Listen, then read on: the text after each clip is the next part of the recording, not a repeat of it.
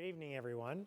My name is David Ellwood, and I want to welcome you here to the John F. Kennedy Jr. Forum at the Harvard Kennedy School.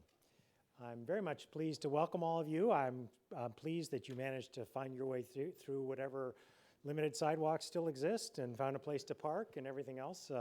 It's certainly been a very tough time in Boston. And we certainly have with us a guest who has a thing or two to show us about how to deal with snow, among other things.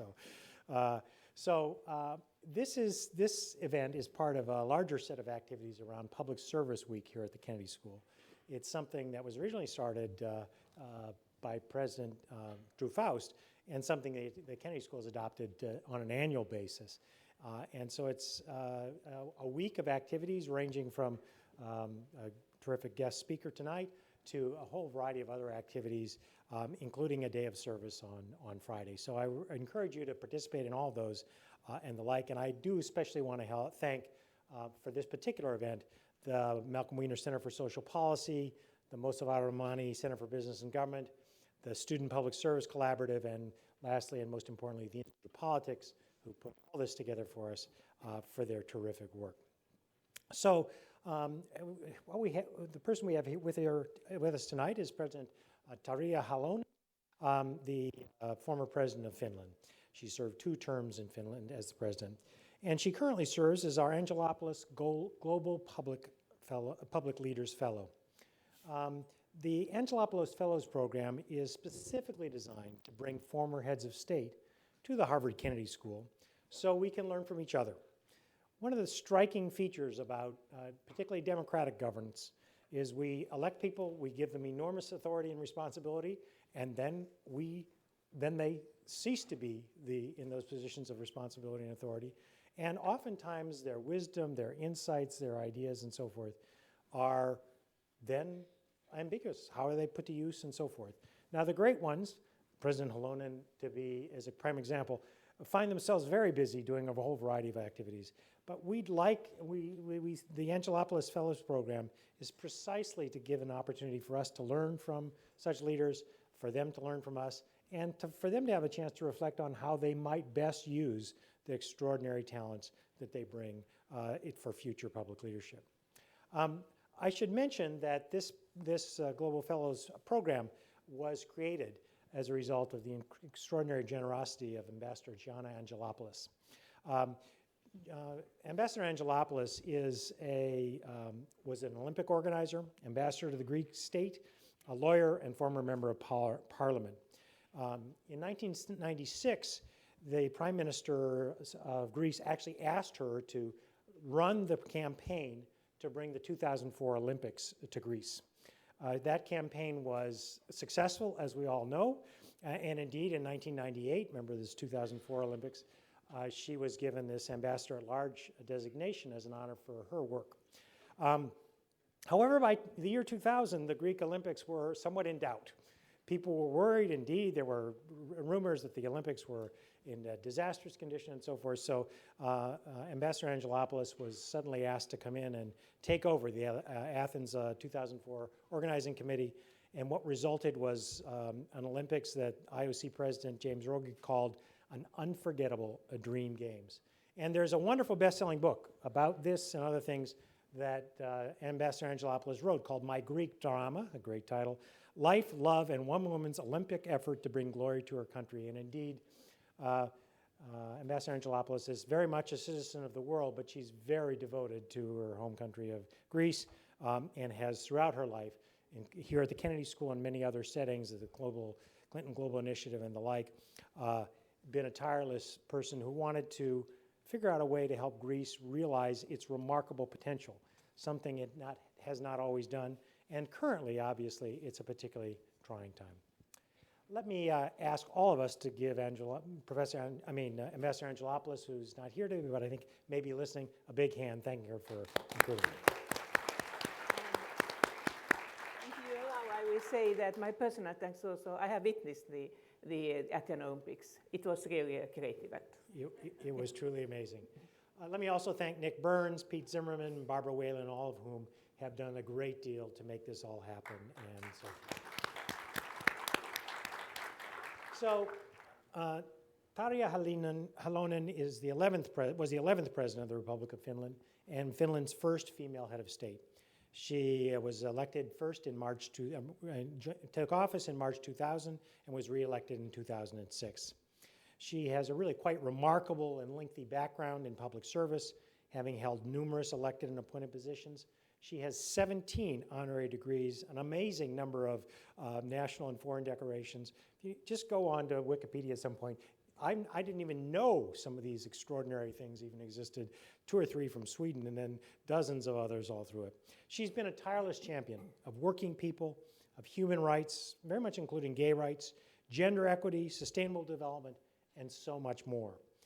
She graduated from the University of Helsinki, has a Master's of Laws degree. She was a lawyer with the Central Organization of Finnish Trade Unions, and in 1974, she was appointed a parliamentary secretary to the Prime Minister. She then was elected to Parliament in '79, re-elected 4 times. She also served then as 5 terms on the Helsinki City Council during much that same period. Eventually ascending to being chair of the Social Affairs Committee, she became minister at the Ministry of Social Affairs and Health, minister responsible for Nordic cooperation, minister of justice, and then minister of foreign affairs.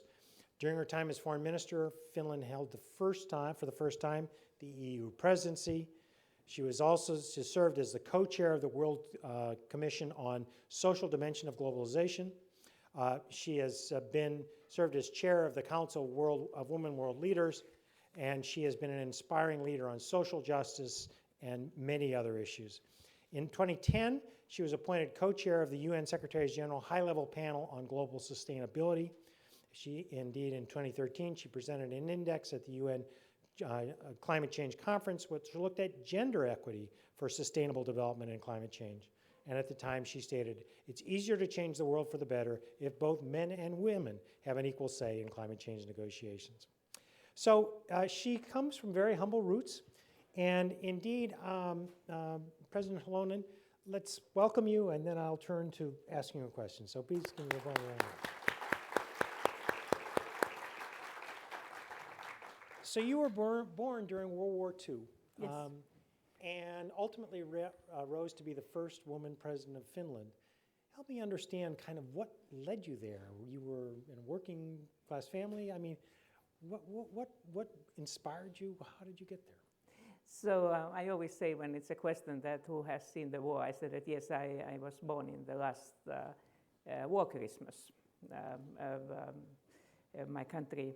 It was a Second World War, which also reached Finland.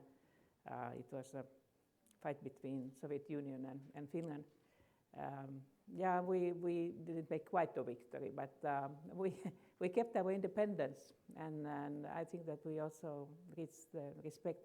I think that Finland, my family, but whole Finland and all Western Europe was quite poor after the Second World War. So to be poor was nothing unusual. And we didn't notice it too much because everybody else was poor.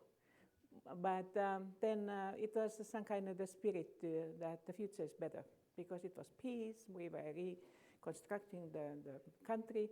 And we have also the model of the other Nordic countries, especially Sweden, where we belong. We belonged 700 years before the Swedish king lost the war against the Russian Tsar 1809, and then we were 100 years independent Grand Duchy of Russia. And then when they started to make a Red Revolution, they had something else to do, so we declared ourselves independent. Good timing. So, good timing. That's important in history, very, very important. But then I think that, so we didn't consider that it's something unusual that if you're coming from the working class family that you would try to get something else. My parents, like thousands of other parents, they invested a lot of money, well, there's more money in the education of their children. And I think that was one of the reasons why then we were also ready for the big reform of the educational system so that it became free of charge. And even my own parents said that, yes, it was pretty expensive, but we are happy that now parents don't need to do that. And so in that way, I think that even, of course, we have differences between the families, but if you are richer or less rich. But it's not so unusual in Nordic countries, and especially in Finland.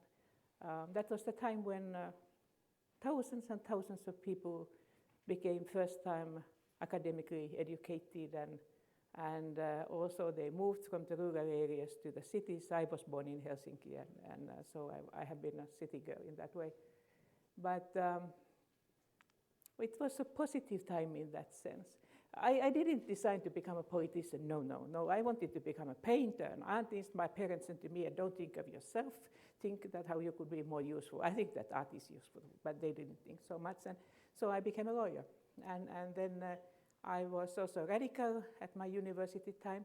That was normal in 1960s in Europe. It was all over Europe, the continent. So I was just a representative of my generation.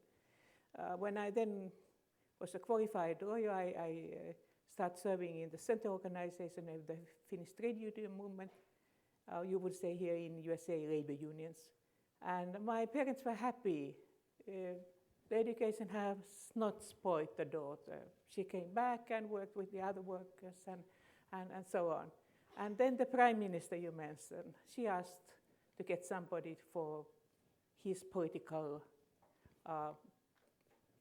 circle to help him, and I happened to be that one. And after that, once I attended to the parliamentary elections, paying $1,000 American for campaign, it was not quite enough. and so I didn't go in, but the next time I continued in unions. Next time then I was pregnant. I got my baby in the late November 1978, and then I have a nice little baby girl who didn't sleep too well, and then it was a parliamentary elections, and then in March I was a member of parliament. The unions didn't like too much that I was involved in politics, but because I have my maternity leave, so I could do what I could, and so since that I have been in the parliament. So I mean, it's not the persons themselves normally who decide that I want to become a politician, but they are their friends who said, hey, you might be a good one, why don't you candidate? And so it starts, I will give warning. And then suddenly you notice that you will be in city council, you will be in the parliament, or you might be a member of the government. Because if you are willing yourself, and your friends and colleagues will have an confidence with you, so it will come sooner or later. I always say that fixed more to the issues and not for your own career. It's much easier. And in other conversations I've had, you talked about whether one thought about I or we. Yeah. Say more about that. Yeah, but that's very normal. It was in my family, in our family. They always said, I have repeated in many places, because that's true, that my mother said sometimes that when we said that, oh, that's not fair, that's not nice. So she said to us that, yes, my dear, the life is not always fair, but that's why we are here, that we make the world better. She had very hard background in her childhood, Civil War, 2 wars, and so on. But we learned it somehow that you have to be happy when you can do something. And so it was very natural for us that it's always we, not only the family, but we. And I think I see here some of the things. I think that they know that. It's a Nordic way, we. In a way, we are small countries, and so you don't do too much with the 5 million if everybody thinks only by him or herself. But then at the university, I think I have once told it to you, so I became more individualistic. I noticed that human rights and a certain person can be almost as important, that it could be the part of we. And this is also concerning the sexual minorities. That gay rights. The gay rights, that you are part of us. It's your sexual identity, and you should have the right to be it openly, freely, without any pressure. And we are all different, but we are we. And that's it. So easy. That's great. And so as you in your as you moved along, you focused heavily on economic, social, and the environment. And it seems like you move comfortably between those. They're kind of integrated. How do you think about those combinations? And how do we make economic and environmental policies really compatible? This is really very, very important and difficult issue because I already explained that how the Nordic welfare society is very much based on we. It's a certain positive collective trend. But when I was a young one, nobody thought that the resources of this planet, the natural resources, are limited.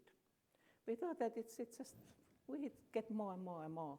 And I think that also the saying we, in many ways in Europe, it was we Europeans. We didn't think so broadly that it's the population of the whole planet. And nowadays, it's, I think, and it has been through my later career all the time the same, that if we take seriously the human rights, and if we take seriously the planetary boundaries, so we have somehow to find a new share, the shared society. The only resource what I think is unlimited is a human capital. In that way, my own nation has been very lucky in investing in education, because there you can invest as much as you like, and it will give a better results. It's not a threat for the planetary boundaries. But if you think that we have just unlimited amount of all kind of minerals and so on, and then another thing, what I think that it was Club and Rome, which was the first time to make this report, what is the status of the world. Then the Norwegian Prime Minister Gro Harlem Brundtland made with the Brundtland Commission, and then suddenly we noticed that, hey, we have only one planet. And then the scientists came and helped us to say that it's not that you believe so, it's the fact. And now when you are from the universities, so I always say that, repeat the same what I said in Rio Plus 20. I say, release the scientists. They have to have a right to speak with the audience, not only with the leaders. Leaders are important because they make important decisions. But politicians in democratic countries, they will be elected by the will of the people. And then the better is the people, the better politicians they will get.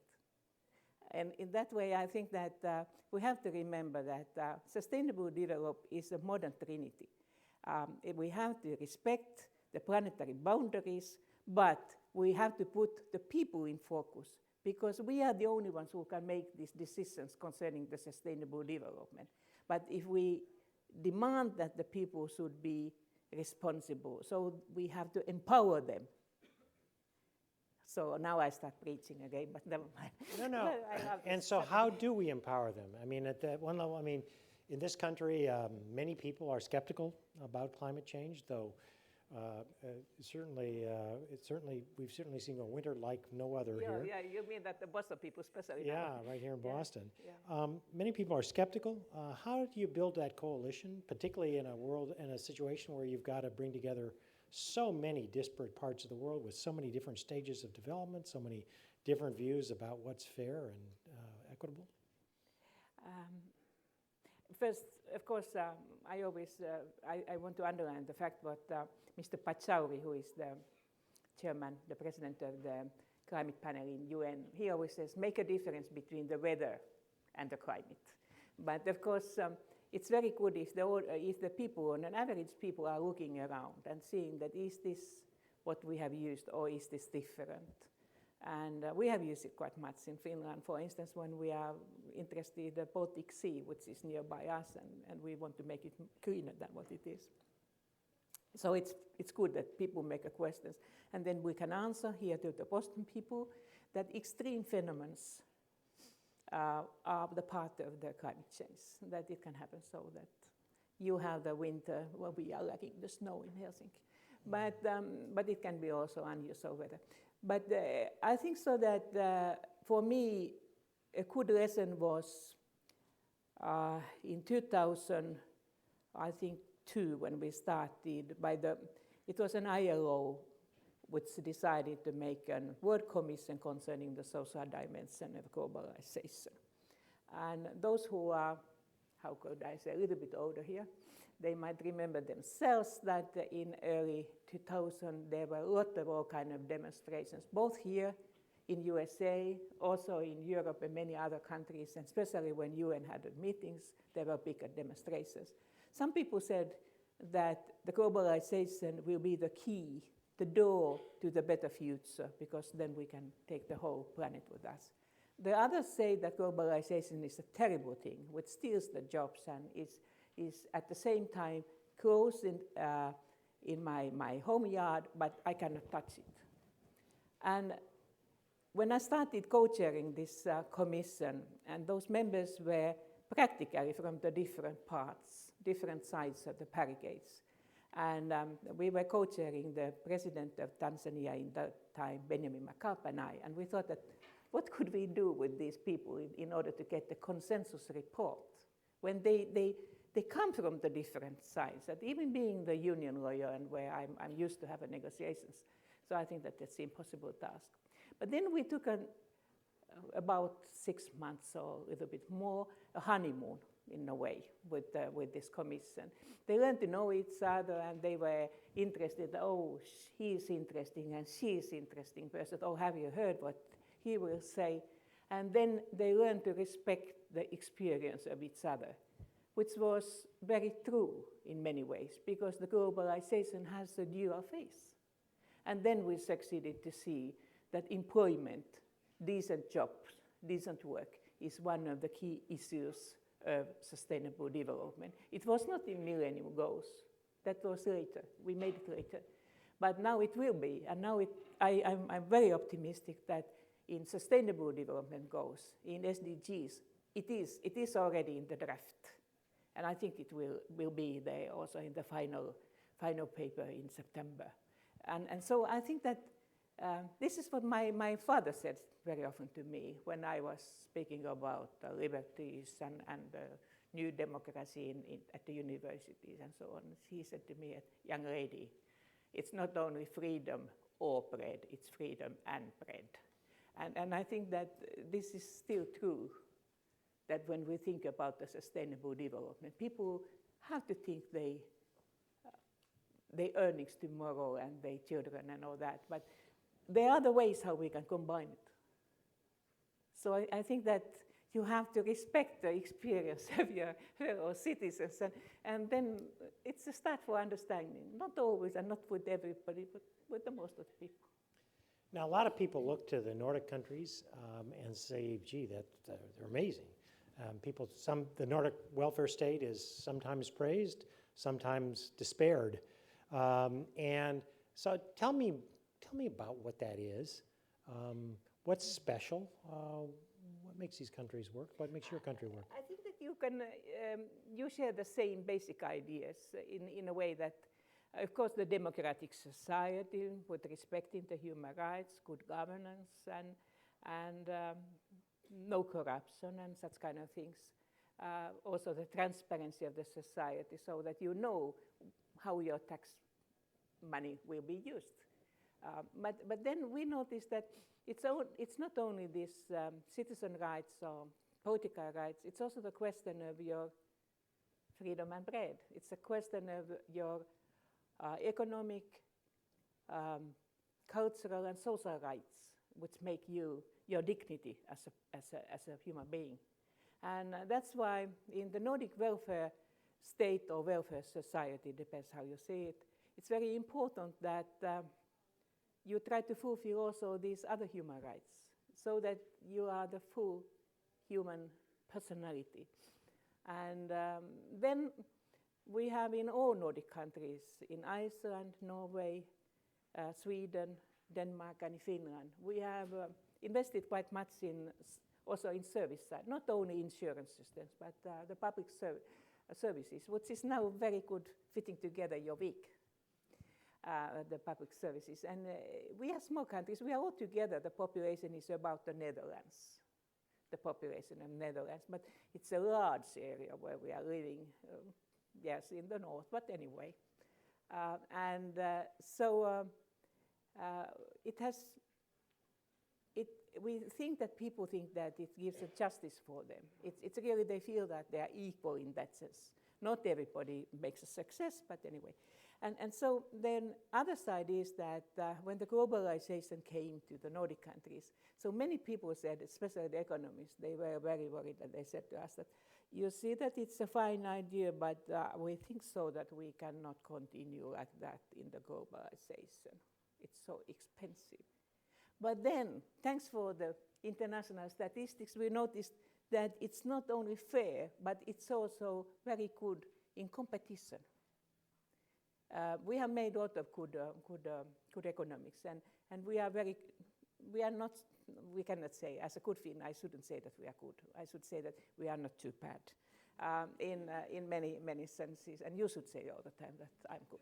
But this is the Finnish system. But then we noticed that, yes, you can get the both. You can be competitive, and you can also strengthen the cohesion of your own society, which I think is marvelous. And part of that is clearly a big investment in education. And Finland is that wrong? It's not too high. It's just a smart investment. Okay, it's a smart investment in education then. Finland gets a lot of, it comes out very high on international rankings. It gets people turn to it for a model. What makes education in Finland special? I heard that there is the book which means the smart kids, the smartest kids of the world. I don't know whether the kids are smarter, but the education system is quite good in such a way that I think that the very smart persons in our societies are perhaps the same. I don't know. I'm not interested in that. But if I think the modern society in a sustainable development and in globalized world, what makes a sense, what makes a difference, and what OECD has noticed very well in these reports is that how equal is the education, how good is the result taking the whole population. Because the modern society doesn't work well if not every citizen, every people there can also do his or her best. And I think this is now the issue.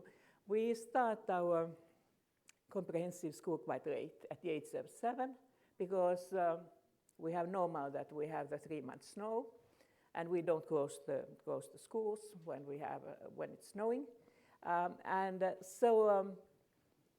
We do. Yeah, but if you would have it 3 months, you would stop it. But I understand that it's not perhaps an investment if you have only a few days, so very short time. So anyway, I think that we are interested, of course, of smart kids, boys and girls. Girls are doing normally better than boys if they have the equal opportunities. They are not smarter, but they understand that the education will give for them better possibilities for the future, especially for the girls.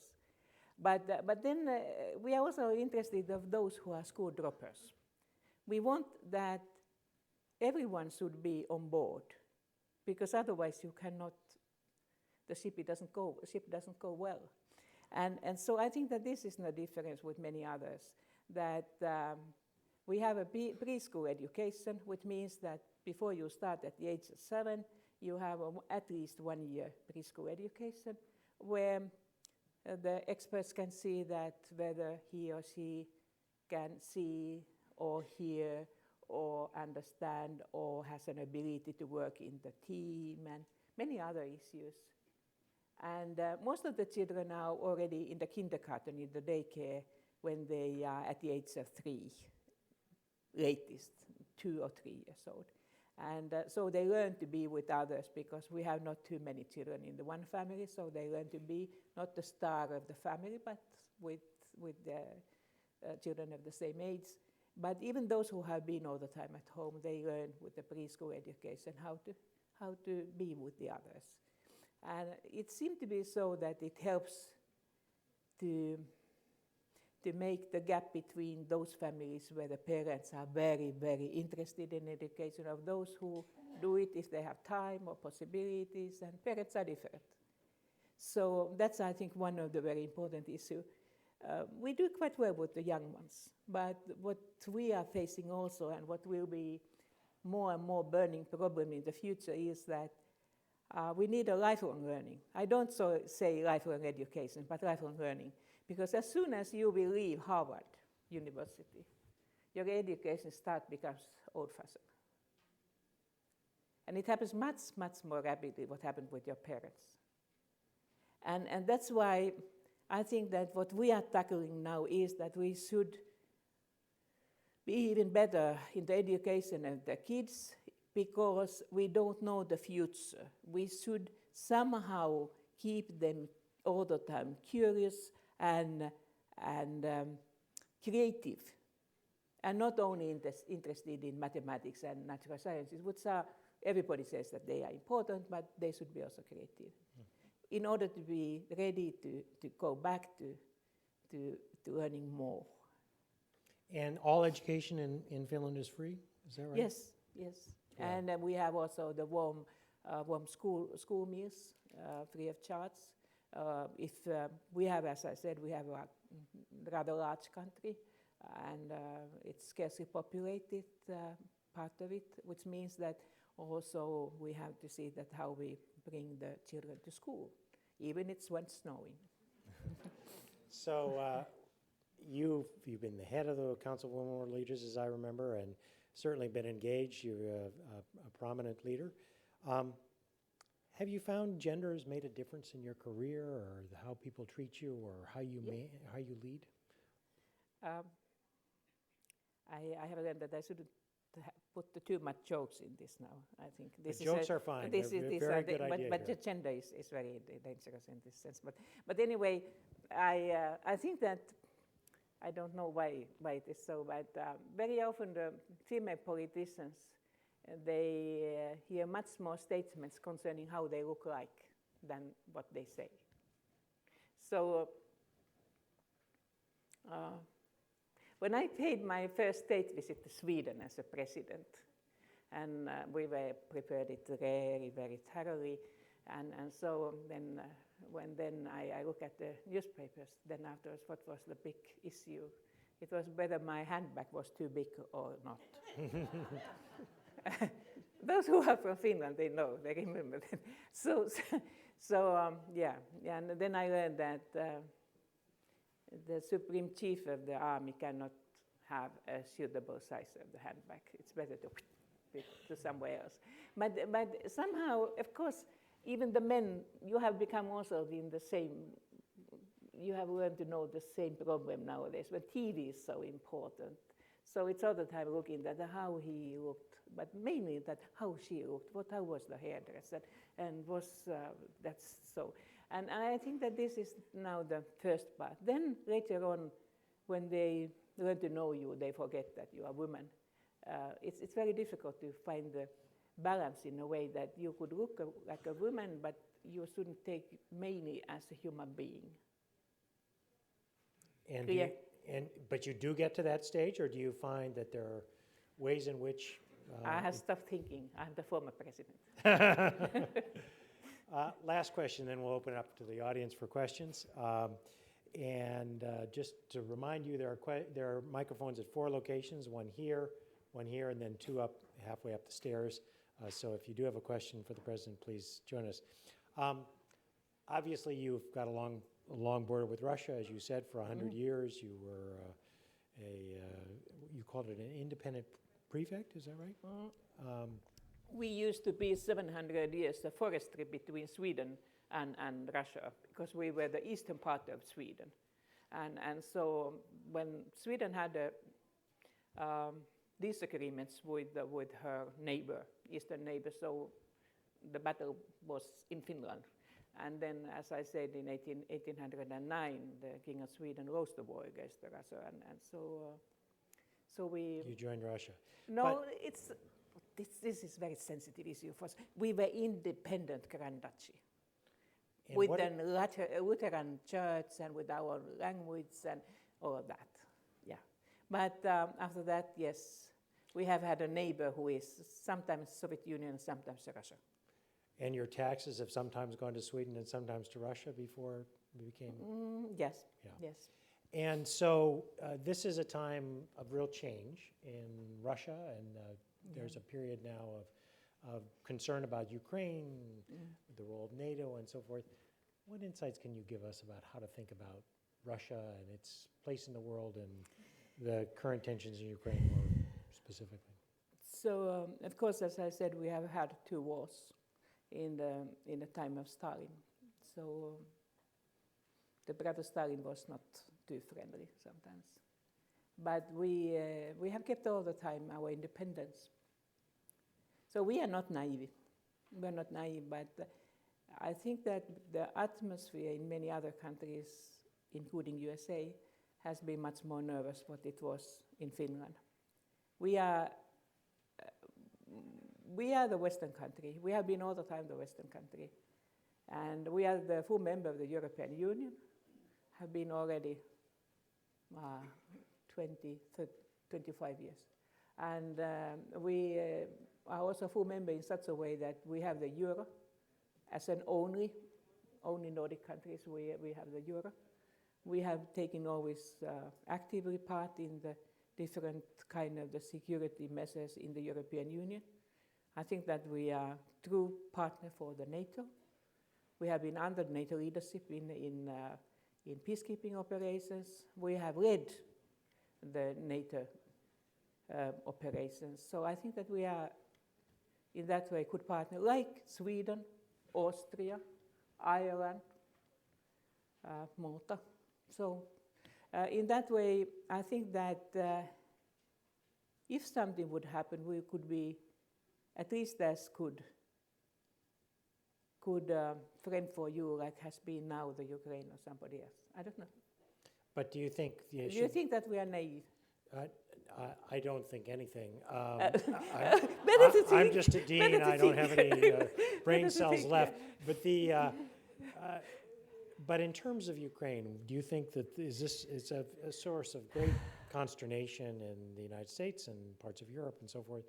Do you think that we're overreacting, not reacting enough, in the way in which people have been behaving? Do you think we're naive, I guess, is the way I would put it? No. I think that it was a big disappointment. It was a very sad story. And of course we know that, for instance, Crimea was given by Khrushchev, who was Ukrainian, to another state of the Soviet Union.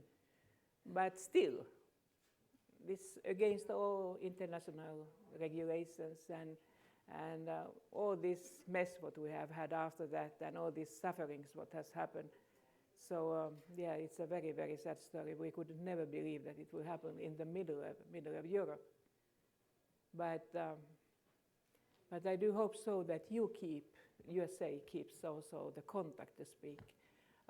Very often people ask me that how is the Putin, because I have known him since I was a foreign minister in the mid of 1990s, and of course all the time when I was a president. I said, I have not spoken with him for 1 year, so I don't know what's in his head, but it's better to keep contact, that you know what he's thinking. It's the best, it's the closest way to find to know what he's doing. You don't need to agree, but you should keep all the time contact, because I think that perhaps it's since the Cold War time or whatever, but I have the feeling, and I think many Europeans share this, that USA is the country the Russians somehow listen. Somehow. Listen. Listen to. Yes, listen to. Interesting. All right, I'd like to open up the floor for questions. Let me just remind you what a good question involves. If you could please identify yourself, keep your question short with one point to it, and a good question should end with a question mark. So I'm going to start right here. Thank you. Hi, my name is Max. I'm a sophomore at the college.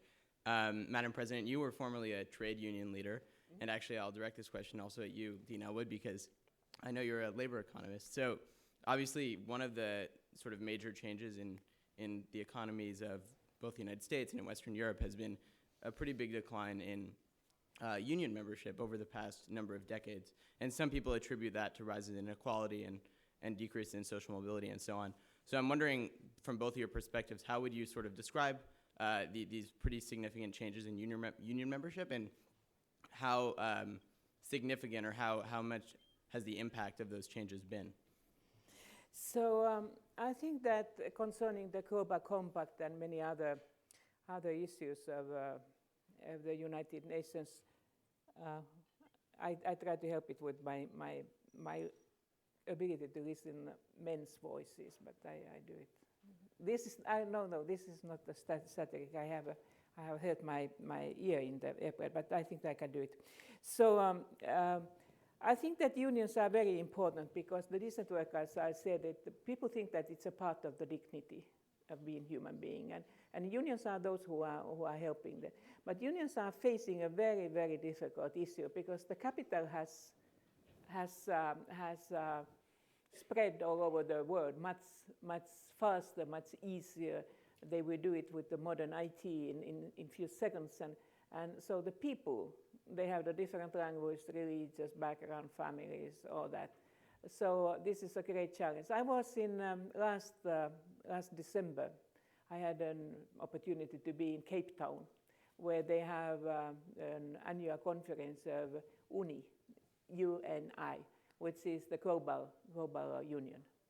And I think that the trend will be in the future that the unions from the different countries, and even it's not enough that they have the international organizations, but they have to become more and more global in a way to look after the benefits. But another point, what I think is also important, is that whatever you work, so we should have a little bit longer perspective for the job creation and whether it's a private or public, because otherwise you cannot invest enough for the ability of the people to work.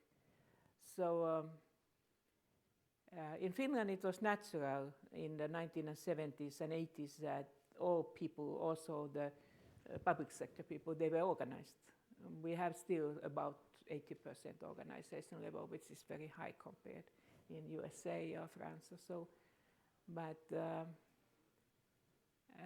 I admire very much the German and Swedish system, where they have taken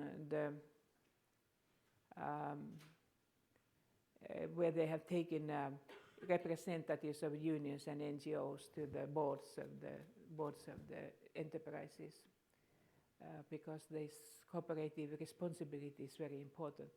If we all only try to make the sustainable development through the democratic system as such, we are always too late. We should put it in the production. And in that way, I think that there are big challenges. I do hope so that unions can make also the transformation what's needed.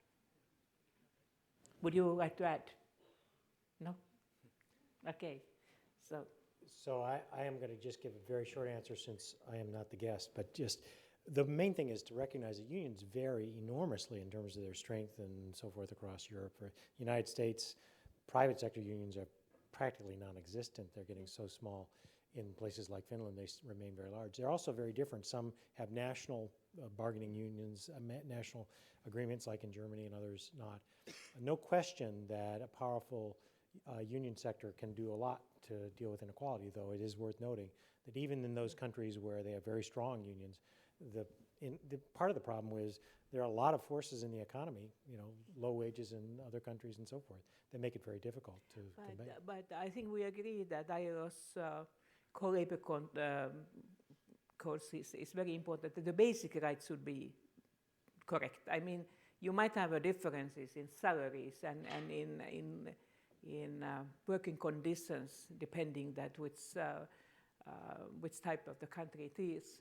But it's very important that it should be legal first to organize yourself, and it should have the legal rights to negotiate, and then it should be more or less transparent system. So I think that even in those circumstances, in many countries, you could have a much better situation what is today. And so I mean that let's not be too sophisticated sometimes. That in Germany it's normal that you participate in the board of or with the specific foundation of the corporation. In Sweden the same. You have the Företagsdemokrati, like they say in Sweden. Swedish, and we have a somewhat in Finland also. But the workers in many countries, in India, Pakistan, wherever, they would be happy if they can legally organize themselves and they could have the basic request fulfilled. Right up here. Hello. Hello, my name is Patrick. So thank you for coming here to the forum. The question I had is, what important truth about women do most men fail to understand? Fine. The very important issue is also the UN campaign, he for she. So, applauses. So, because I think that it's very important to see that both the women and men are half of the population. And even though it has been sometimes the colorful stories about the gender war or war between the genders and so on, the most of us, we would like to be good partners at least. And in that way, I think that the Chinese idea of the yin and yang and all those in different form is still true today. When we have reformed or the role of the woman has changed so much in the most of the countries, so the male human beings, they have to see that how they see their own role. And so I think that there are benefits and there are perhaps some lost power also, but also the benefits.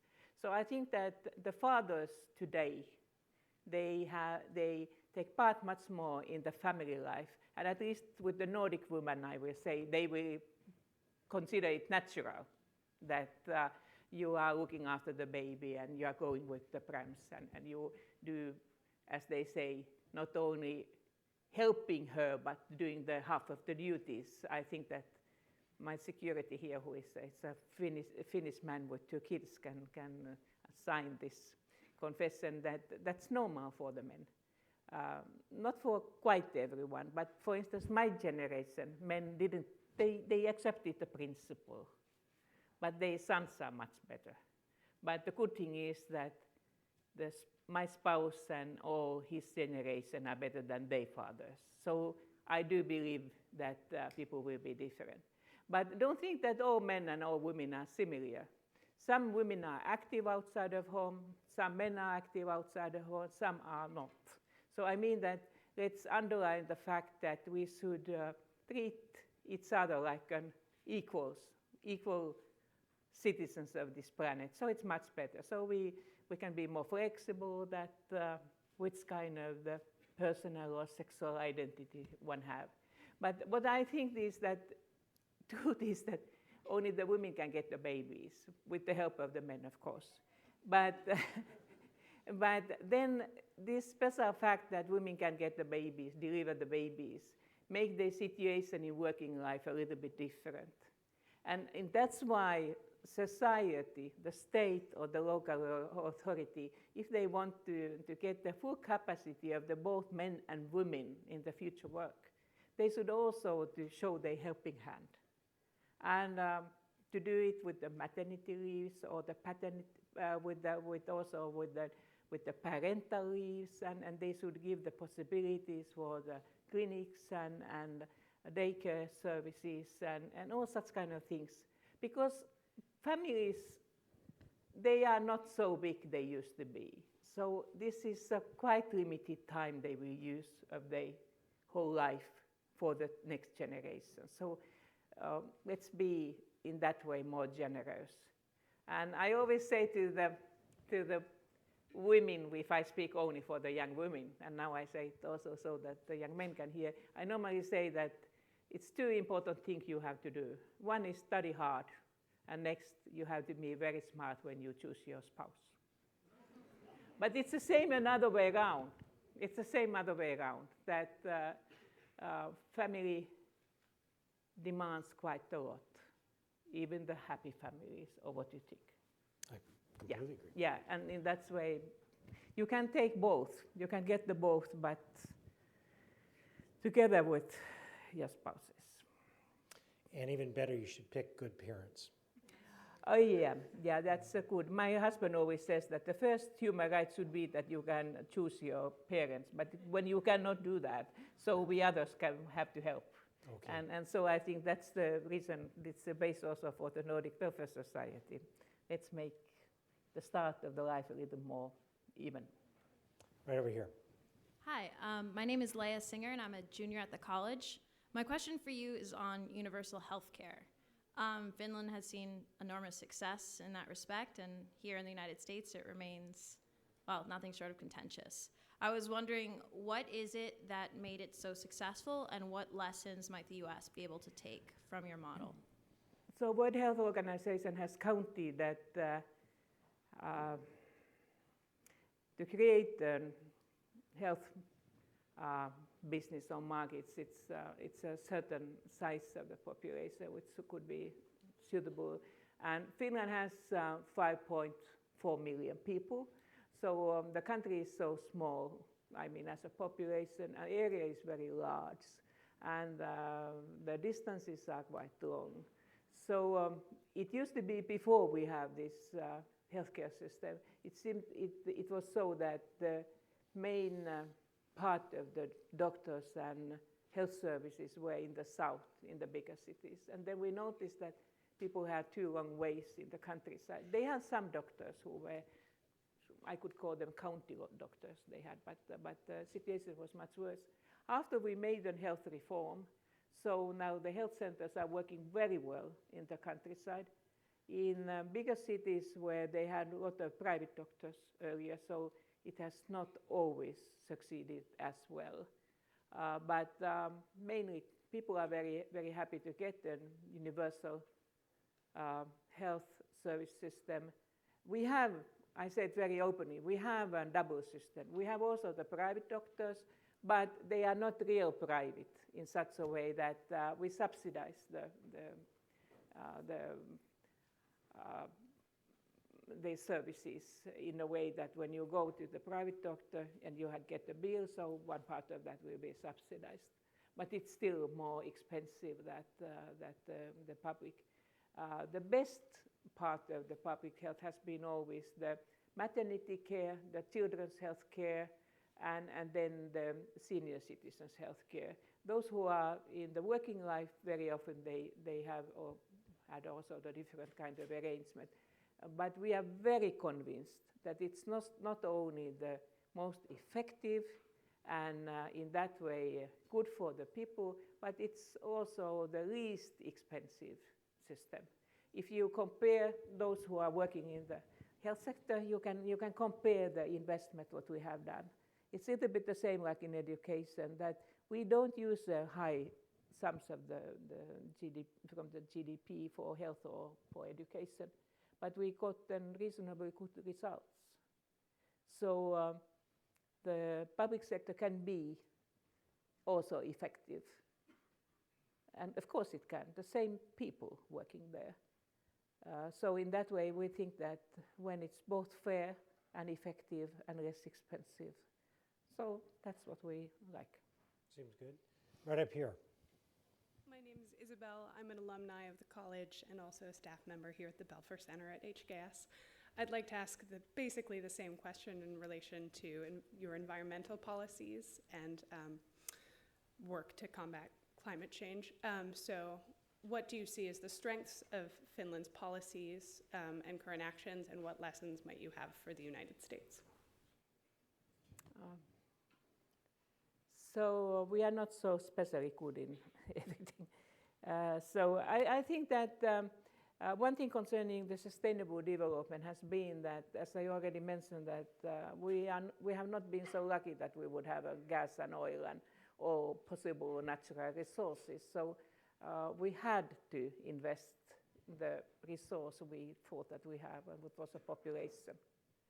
And when we also noticed that we were small, like other Nordic countries too, so we have found also easily, perhaps more easily, the cooperation, international cooperation, because we cannot have an idea that we can change the world, but we have to do it together.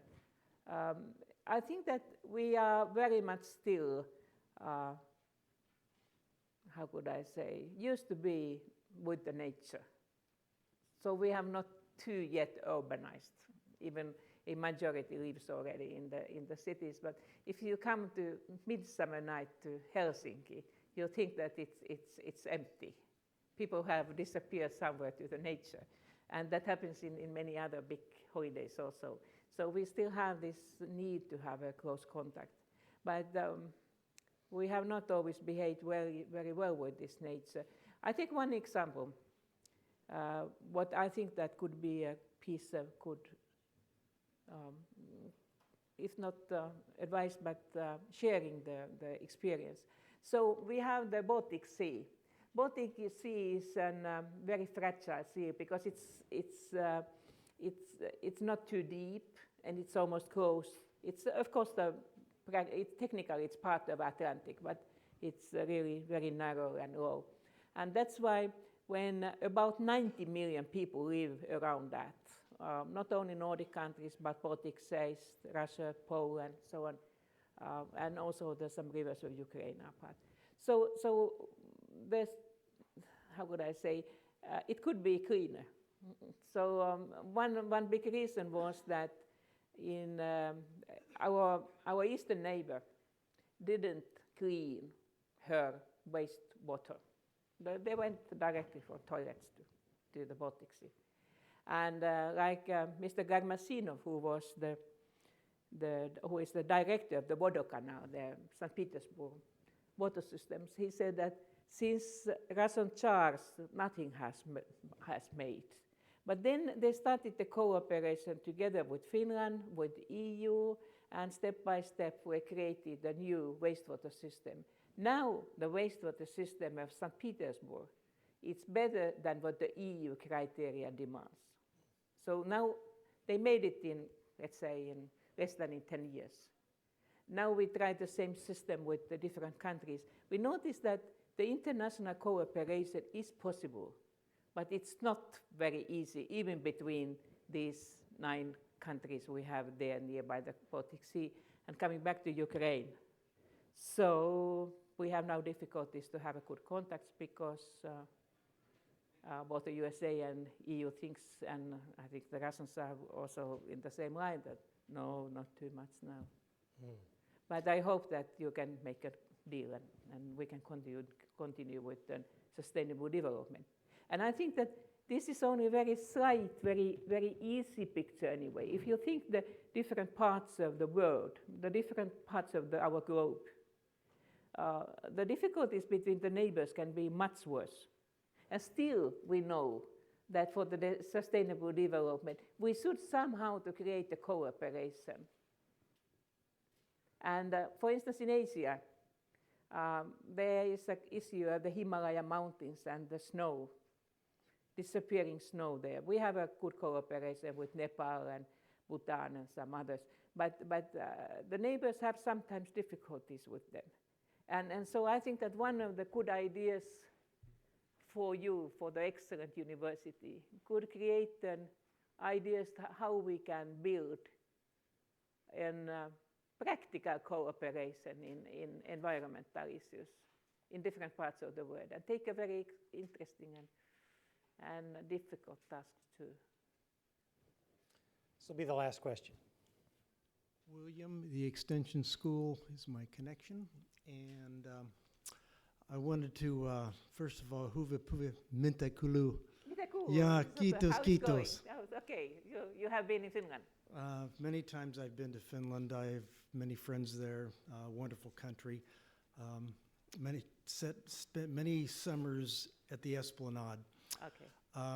Your icebreaker technology, given the cold weather, I've had those shown off to me many times, that you keep those northern oceans very clear for the researchers and so forth. If you could speak to that, because they brag about it a lot.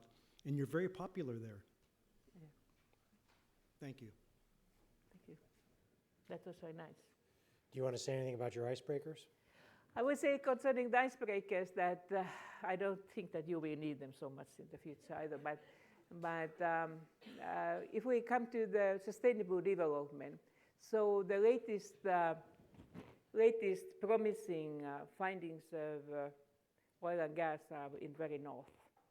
And I think that we should take it very, very carefully to think that what you can do in the most Arctic areas, because the nature there is very fragile. And if there happens an accident there, as it is possible by human beings, so it would be very difficult to help the situation. So coming to the icebreakers, yes, we have good icebreakers, and now we are started to build them in our shipyards again. And we have seen that how globalization has affected to the markets of the ferry yards. So it's not too easy, not too easy. Sometimes we have owned, and sometimes Norwegians have owned, sometimes South Korea has owned, and sometimes Russians and so on. You never know that to whom you are working if you are in the shipyards. But I think that we need more and more transport system and infrastructure, but we should think also, please, that this is the only planet we have. So I hope that you will continue. One last question from me, which is, in the audience, we have quite a number of people that aspire to public service. Some of them would even like to be president of their countries. What advice would you have for them? I think that I have tried to say all the time that the world is full of the possibilities. And if you are working in the public sector, be proud of that, because you are working for the common good.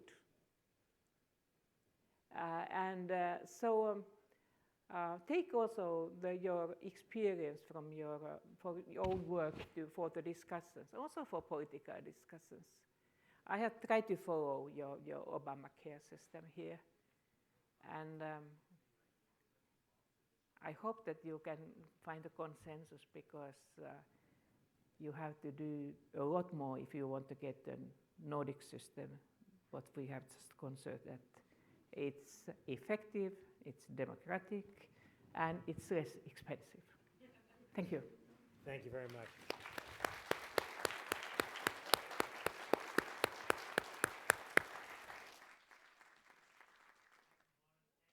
For being with us. I want to thank Gianna Angelopoulos for her making this all possible. Holly Sargent is also here. She was a part of making that happen. So thank you all, and please have a safe trip home. Yeah, and I hope to see some of you students. I will be here to the last day of April, and I have promised also to be at least with those who are in the health sector. So I'm available there, and so that's a good use for the money. For all. Yeah, Thank you. okay.